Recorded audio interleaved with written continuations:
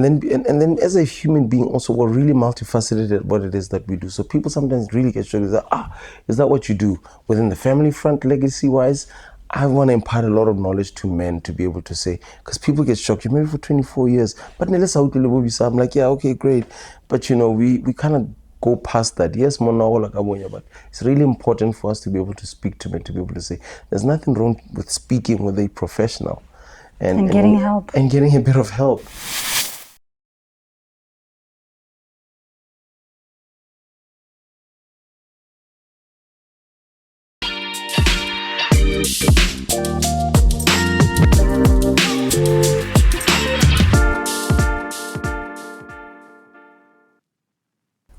Welcome to Moving Humanity Forward podcast. We speak to trailblazers on this particular conversation, and today I'm so excited for our guest. My name is Kathy Marajani, and if you have been within any space that has anything to do with radio in Botswana, you definitely know the name Losika Seboni, aka Loose Boy. I'm so excited about our conversation. I want to get straight into it. So Loose Boy, welcome to Moving Humanity Forward, and thank you for being here. Thank you very much for the opportunity, and good afternoon, good morning, good evening to your viewership.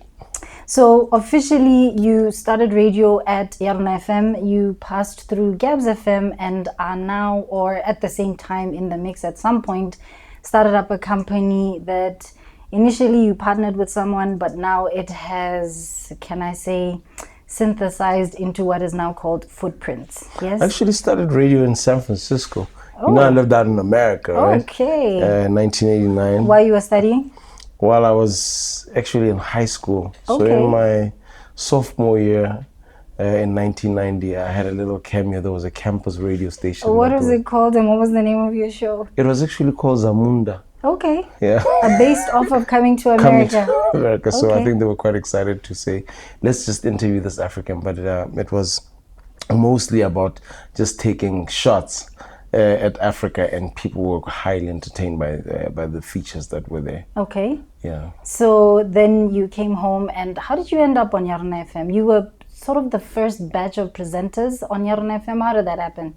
Well, the history a little bit with radio again was when RB2, like the really dope RB2, Yabosemi Munda, David Skizo, Diggy with DJ Brass. Sid as the program's manager. Yeah. So I used to do a lot of features, especially for DJ Fresh. Okay. Because he had heard this funky kid from America,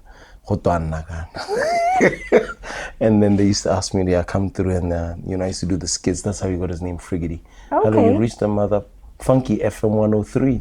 As DJ Fresh is in the house when he's with the faculty. So my you were the skit guy. With the boom and bash, you don't stop. He's the friggity funky DJ. Yeah, that's how he got that name in front of his name, Fresh. Okay. Yeah. Did you give it to him?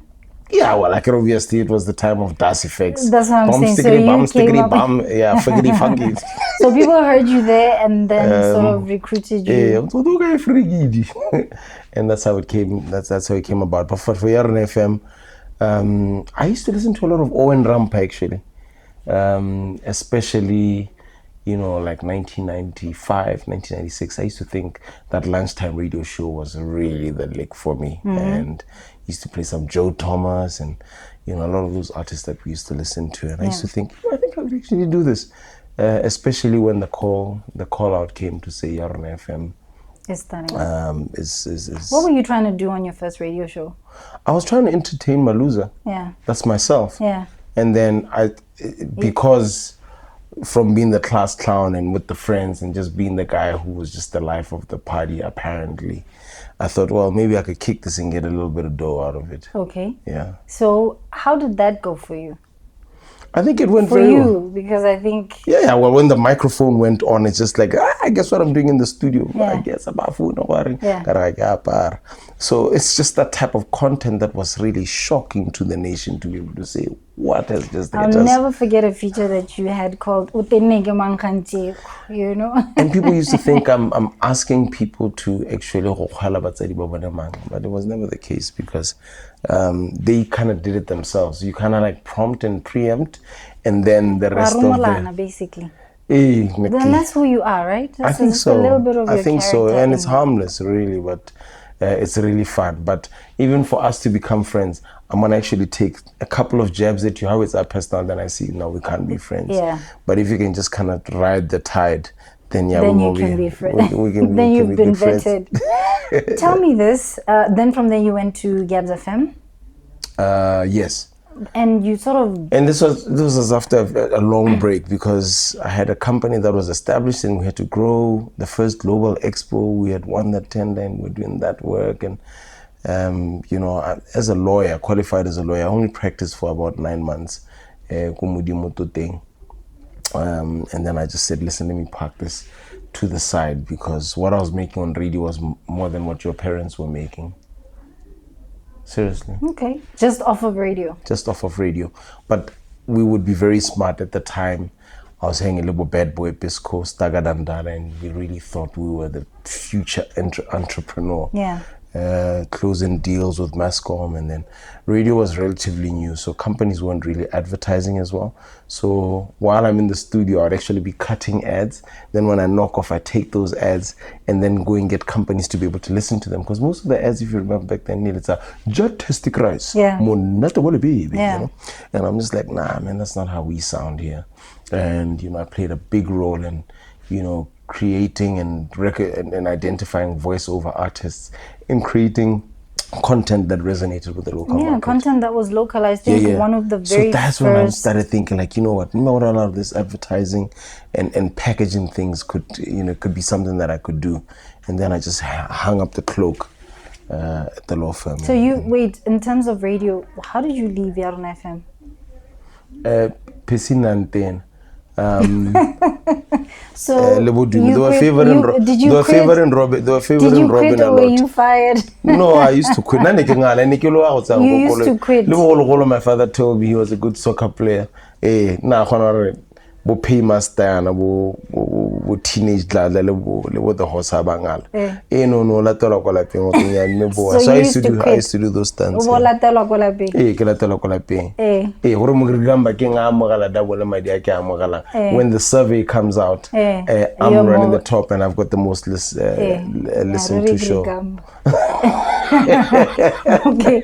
So when you eventually left, you quit and they didn't tell you at home? Yeah. The wife had asked me the magical question to say, what do you think you'll be in 5 years? Your wife? Yeah. And if you just generally look at the lives of celebrities generally, it's actually quite short-lived. You could have a banging album today, maybe you have another album that's out. But if you're not saving that money, but you're drinking, hanging with the young girls, shooting up, whatever, really legacy. So I thought maybe investing in some kind of a future, then I'll be able to create a real legacy to say you can do this celebrity type work and evolve into something a little bit greater and be able to pass it on as well to the future. So then how did you end up back on radio with Gabs FM? No, running a business is difficult because you're not getting regular clients and people also are not taking you seriously. So we decided for my partner to stay. We had a company called Synergy. I was working with talented Shona boy called Gerald Mashonga. And we decided to say, listen, you stick with the company so that it can only afford to pay you. I'll run to radio, but I'll still help the company to grow and so on and so forth. So I think that was around 2010, and I needed a new car and I needed new shoes. What do you think about radio now? I think radio, it's a lot of pressure now because the presenters are competing with so much more. There's YouTube, there's TikTok, there's memes. We were all those things. We were TikTok, we were the memes, and sometimes I feel the pressure was there to be cutting edge and coming up with stuff that was new. But for now, you've got funny people everywhere. You've got all types of information sources coming from different directions. So you're competing with a lot as current radio. Doesn't mean you can't do breakthroughs, but I feel badly for. He's being kind. This is Loose Boy on the Moving Humanity Forward podcast. Stay with us. Our conversation continues. Bang, bang.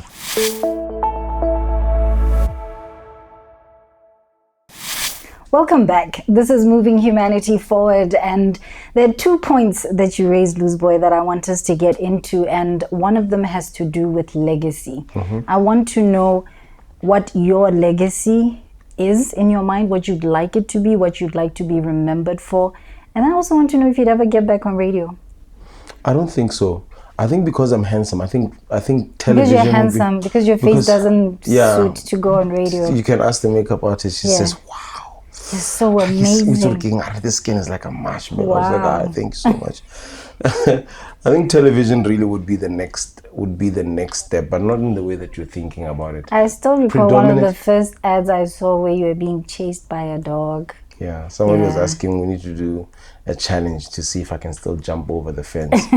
But I think what's really important, about that is that there's a lot of behind the camera work that I would really love to do, and I'm directing quite a bit of stuff right now. Right now, currently, there's some stuff that we did over the weekend with the Sarona 1000 Desert Race and profiling the young riders. That's moving humanity forward, and then profiling some of the stuff that Kaun is doing, meat and pigs and all types of things on fire. So I get excited with that content. There's a project that has been a bit delayed, but we're back on track now with Bachobe Holdings to be able to sell the tourism package to Botswana, because traveling to Durban and to Cape Town is usually quite exciting for them, but people don't actually know their own country, and it's a really 5-star. We have people who come, Oprah Winfrey, Prince Harry, who come from all over the world to come and enjoy this pristine setting called the Okavango Delta. So we're really trying to get them to say, off season, let me shoot these 13 episodes to come and show my people, to say this is how you can actually get to enjoy yourself and tick a box. You always want to tick certain boxes, but one of the boxes that need to be ticked is you need to go to Tuli, you need to go to Mashatu, you need to go to the Okavango Delta.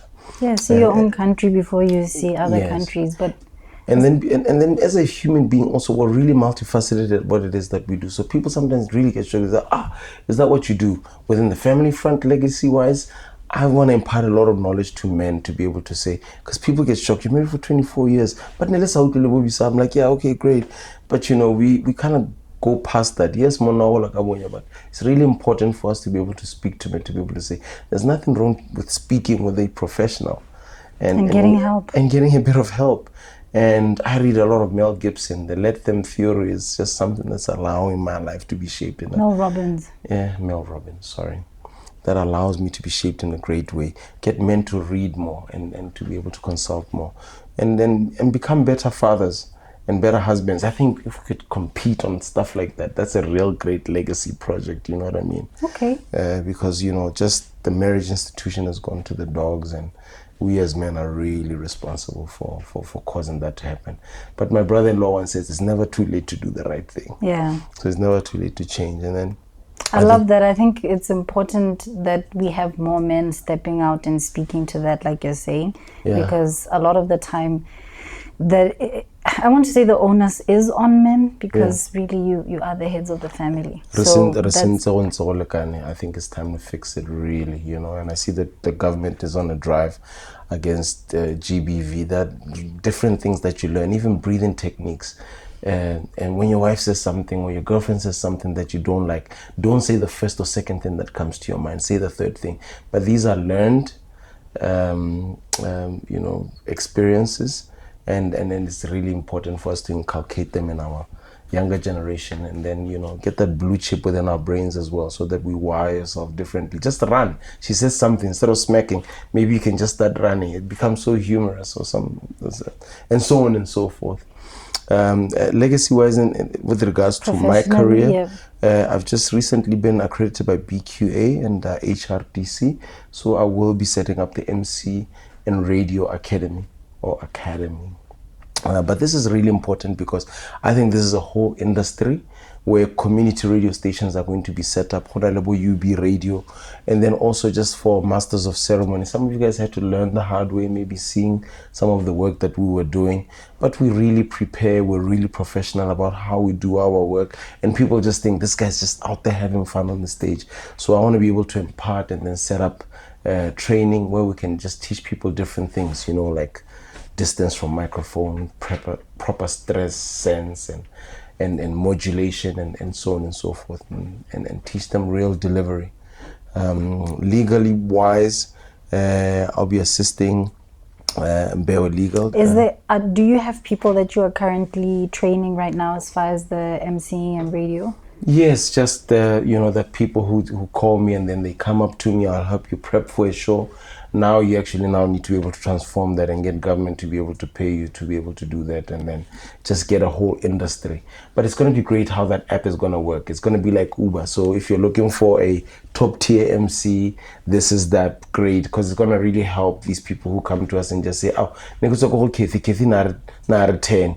No, we need to actually chart and professionalize this industry, so that we know that Nalawa 30, 20 to 30, 10 to 20, and then the ones that are upcoming. But we profile them, and then you're able to get in there to be able to say, we can have some of their content in there as well. So these are some of the interesting things that we are. So it's going to be an app that does that? There will be an app that does that. And speaking of apps, we are busy developing Botswana's very first Shutterstock. So it allows Bokete, it allows Boboni to be able to take some of the content that they shoot. And a lot of the work that we do in the advertising industry is work that is based off what we get on Shutter, because it's very... So just in case you don't know what he's talking about, Shutterstock is like a library of images, basically. Yes. And when you work in marketing and advertising, that's really your lifeline. Right? But you do have free pick, and there's other platforms like Getty. But about Babantle, how about Gulubani 11? You'll never get Gulubani 11. And we want to be able to get those photos, and we want people countrywide to be able to actually get onto that platform and be able to say, wow, I've submitted, they've been vetted, they make the cut. Kira snap what snap sa combo ya tamati green pepper linate larking gujiwa waka tamati green pepper onions, to be able to have that picture or motabula batila kombi. We want to be able to jump in those. So legacy projects in that regard, you are always, as a man these days, doing a number of things, whereas in a different country you can concentrate on one thing and that becomes your thing and you make millions out of it, and then that's your legacy. On the legal front, I'll be, I've come back now to the legal fraternity. Hopefully we'll be admitted soon, but I'm helping my sister Njira to be able to set up an IP division, and this is really important in assisting some of our younger artists, and even some of the older ones. Just the etiquette on social media, some of the things that they really get up to, how it impacts on their personal brands. And I work closely with a gentleman called Tebi Kalafeng, who's my mentor, who's got a book called Personal Branding. And you have to build brand equity for the brand to be able to sustain you and allow you to be able to grow and even penetrate other markets. And this is something that we really try and aspire to be able to teach. So together with BIFM, we've got this event that we've been doing for 20 years now, 2 decades deep, called Traditional Music Expo. And what we do with these artists is we've now started a masterclass where we sit with them to be able to upskill them, to be able to say, let's look at how you're packaging your brand. How can we export you? What kind of contracts are you signing? And so on and so forth. So, it's a real legacy project, and we've got real serious partners that take us seriously and understand, wow, this is great. Very soon we're hoping to be able to export some of these partners and groups that we've helped develop over the years to now start going to different markets and then having cross-cultural Are you dabbling in talent management in this instance? You kind of find yourself delved in that, and you do it indirectly. And like I said, then it's almost like, oh, jack of all trades and master of none. And it's just unfortunate that even in the advertising industry, in South Africa, you have an agency which is just a design studio. Yeah. Then you'll have what Bokata are doing here. We're just concentrating on motion graphics and film production. What isn't with us? We now have to learn how You have to do every single everything. thing. Yeah. Don't want to kokotela, teardrop bell. You really have to learn everything. And Yeah. I actually wanted to ask you about that, to say, do you think, I don't know whether to say corporate or government or both in Botswana take the media industry seriously? Because in fact you've used these exact words, they didn't really take you seriously, you know. Is that something that we really pay attention to in Botswana and that we give enough credit to? What has been your experience, especially coming from the advertising or company I think ownership space?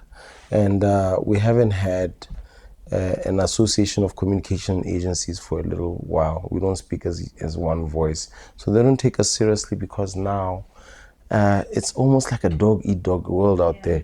Yeah, we used to have structures where we know there was Optimum McCann and then there was Ogilvy. Yeah. And there were structures on, you know, who handles certain levels of work, and then second tier would be the synergies and the footprints, which is us, and so on and so forth. And that's how Mr. Tsara, who's our business Botswana representative for our sector, and that's how you're able to get Mr. Kabelo Bins and Matata Hasenelo for us to then be able to be upskilled, and then our businesses were the next generation that were able to take over. But these days, you can compete with a briefcase company. I'll give you a typical example. The cost of the production of an ad when I started this industry over 2 decades ago was 1,650. Just an ad like how you'd see it on a newspaper. These days, what I want to Malangan Enterprises Barabakairaka 4. And these are, it's through no fault of theirs. Wait, when you say 4, are you talking about 400? 400 pool. Wow. So what will happen is that Ghana every year, after Limco, they're churning out all of these graduates, and where are these people really supposed to go? So it's just a balancing act to say there's now no structure, because now they are ganging themselves up, but you're competing with someone. We create employment for 15, 20, 30 people. And laptop and you're competing against Balangan Enterprises. And then also with the marketing managers and with business generally, the first budget that gets cut is the media and the advertising budget. And when they, you know, the smart people, Elon Musk, they say it has to be done differently. That is actually the time to advertise COVID, and you need to be able to ramp that up and be able to create content that resonates with your target audiences. I want to know what your advice would be to somebody who wants to get into the space. More so, like you're saying, it just every year you've got graduates churning out or being churned out by the different institutions. I want to know what you think the future looks like. And speaking of, I mean, you did touch on IP. You're actually wearing a logo that has quite a bit of contention.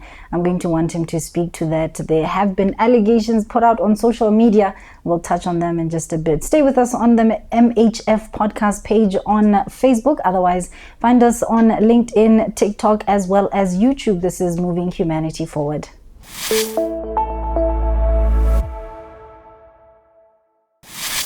Welcome back. This is Moving Humanity Forward, and I think let me give you the platform, Loose Boy, to speak to allegations.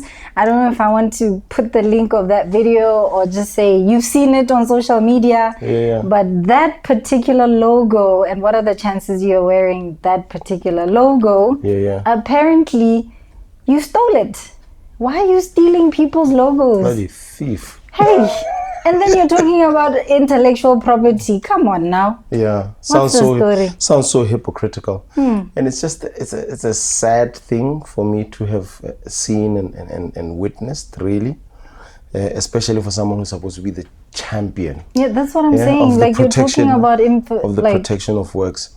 So the development of brands is actually not really just about logos. We do really in-depth work, and we've been around for a little while in Botswana. We are the foremost number one developers of brands. One notable one being the University of Botswana in Botswana. And there was a lot of public uproar because we do really big work, and that's probably one of the biggest research projects that has been undertaken in Botswana in collaboration with the Brand Leadership Group. And people said about like Homaro. Then when the old lecturer left, vice chancellor, sorry, and the new vice chancellor came in, I think BJ went out and Refako came in. They said, yeah, they must go out with that old logo. And, you know, for the advent of brand building, that was so wrong. But I'm happy to say after 20 years, it's now being officially endorsed as an official brand mark of the University of Botswana. So I mean, there's such a story behind the cow and University of Botswana. And how that, it was just unpacked. But that work was futuristic. We did this work 20 years ago. And we were way ahead of our time.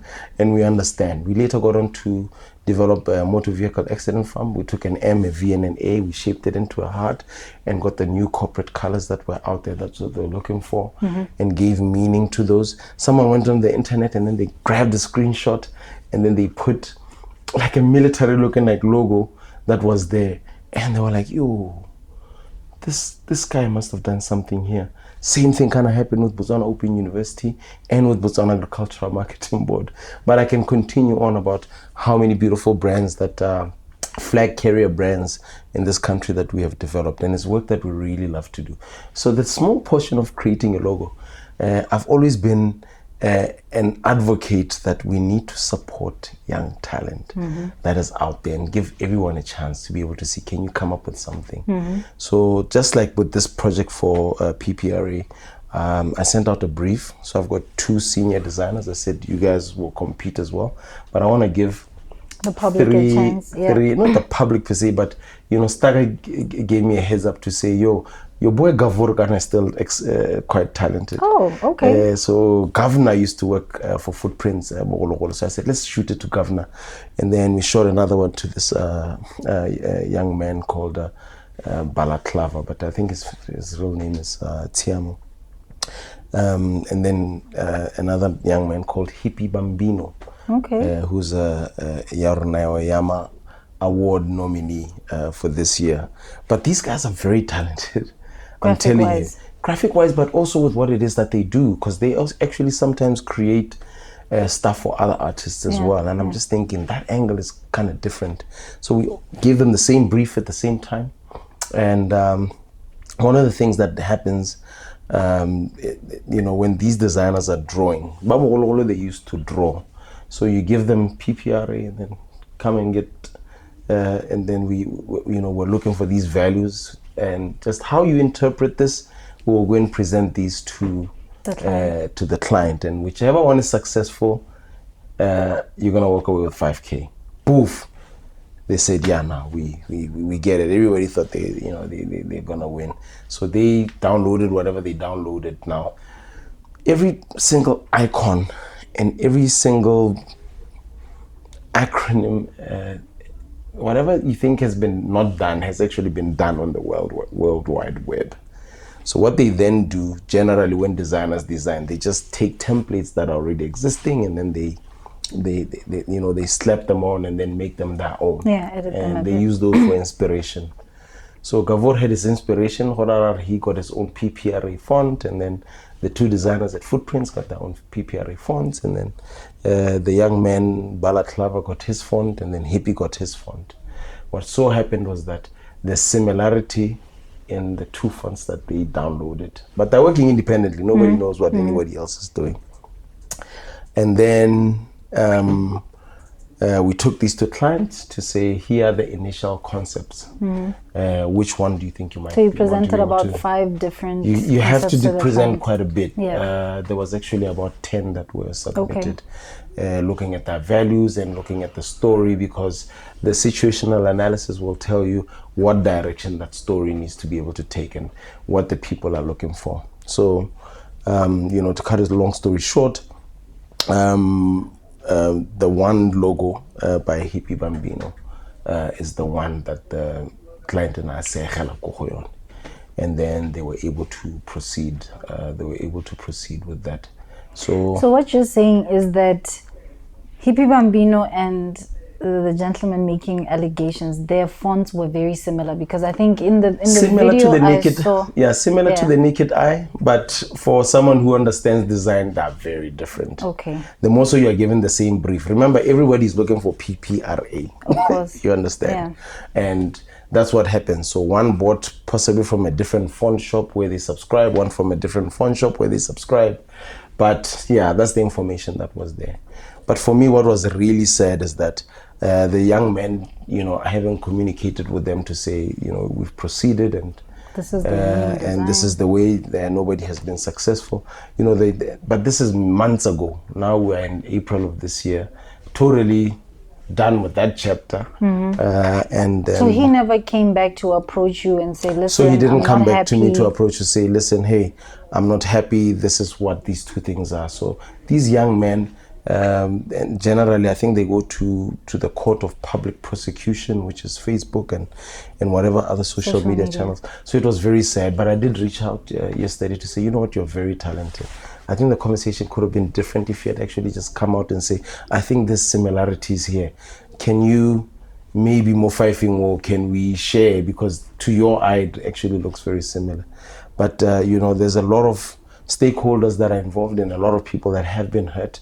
And unfortunately, we had to approach the lawyers and the courts. And, I can't really delve any much more into the matter. But that's really the long and short of it. But the only thing that I can say, I'm Wait, guilty. so you reached out to this person and had a conversation to with say, them? please take it down. Yeah. And then So I'll they tell. refused to take it down? Yes, they refused to think. So they are still adamant that you stole, because the video that I saw says, very boy, adamant, and you I'm sure stole they'll my even- video. they'll even This get the is my other- design. This is what was approved. They, they do what do you look see? pretty Do you see- similar. Yeah. To an untrained eye, there is some level of similarity. And then it's like, okay, and then we're not hearing anything from you. So you're saying you had to take it to a court of law, and so most likely no comment. Yeah, so we can't really comment, but I think I've said enough to give everyone the benefit of the doubt to be able to say, we don't steal. We really try to create opportunities. So it's really sad that you're out there trying to empower, a certain section to say these guys are not only musical So if he had geniuses. come to you and said, listen, there's so much similarity, give me something out of that 5, would you? Or just for my troubles, I want to celebrate I was part of this journey. Give me something. The conversation possibly could have been different. But it's really sad that, we now have to take this avenue, because there's been a lot of damage, there's been a lot of defamation that's taken place. And So if he said sorry today and took it down, would you accept the apology? like I said, there's a lot of stakeholders that are there. My Christian heart will definitely forgive him. He's already forgiven because he's someone that I actually quite like. Yeah. So what advice would you give, because I wanted to ask this just before we went on our break, what advice would you give to the thousands of students getting into the broadcast space, getting into the media space, advertising, marketing? What advice would you give, given that you are in those spaces? I'll just say be different, because one of the problems is that when we finished school at the University of Botswana, we were work ready, almost. We're 80% there. And I don't know if it's the government system that is just not allowing these internships to have any sort of meaning, or people by Isamebele. But, we're dealing with young adults, young graduates who are actually like 15 or 8-year-olds. In terms of Le their house is readiness in the workplace. They actually say that they're actually being bullied. And it's just this new generation is really and I'm really affected by that. And I just think for us as mentors, to be able to upskill them to the levels that are there. So what I can say to the young generation, just be different, be the person that asks questions. And I always say this in my office, I want the employee to ask questions. Don't think it's a dumb question. Ask more questions than saying, he's gonna think I'm dumb and I'm gonna try and do it myself. Then you mess it up even some more. And that's really the difference with the few that are making a breakthrough and those who are just sinking and then just act like crybabies, and then they end up we take you. Yeah, but there's only so much you can do as far as being different, and especially when you're talking about how small this pie seems to be. What else besides be different? Yeah. How important is it that somebody be authentic? I think Should they? I was with Ndaba yesterday. Would you consider stand-up comedy? I mean, look at how you've been imitating people the entire time. What's happening now with stand-up comedy is that I'm now curating the content just behind the scenes, and we just think it should grow organically with Pakalani, Golf Estate, and because mod, they do have an honorable mod. So we're really trying to get them to really upskill those things. That's another legacy, to be able to say, let's grow and be able to export this product which has died a natural death. But Botswana comedy is actually very hilarious. So we work on a lot of projects, dude.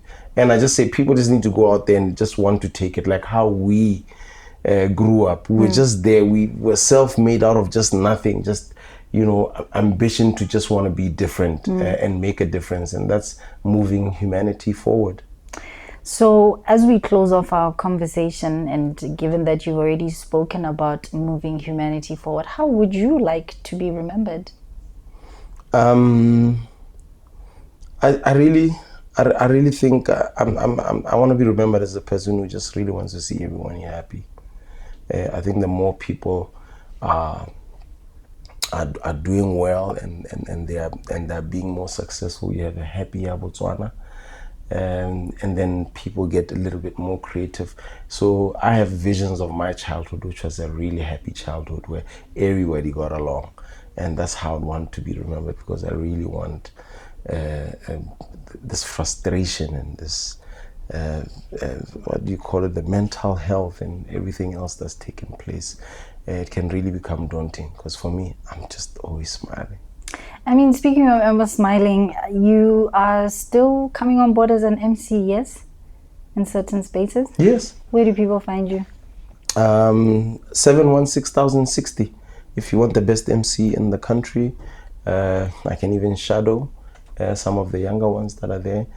Give me a buzz on that number, because that's a great opportunity and a great plug. So 716,060, holla at your boy, Park Lane, baby. Let's close it like that. This has been a very interesting episode of Moving Humanity Forward. I wonder, do you have any questions for Loose Boy? Send them through on the link. And of course, don't forget to like and subscribe MHF Podcast on Facebook and on LinkedIn, YouTube, as well as TikTok. It's Moving Humanity Forward. My name is Kathy Malajani. We'll see you next week.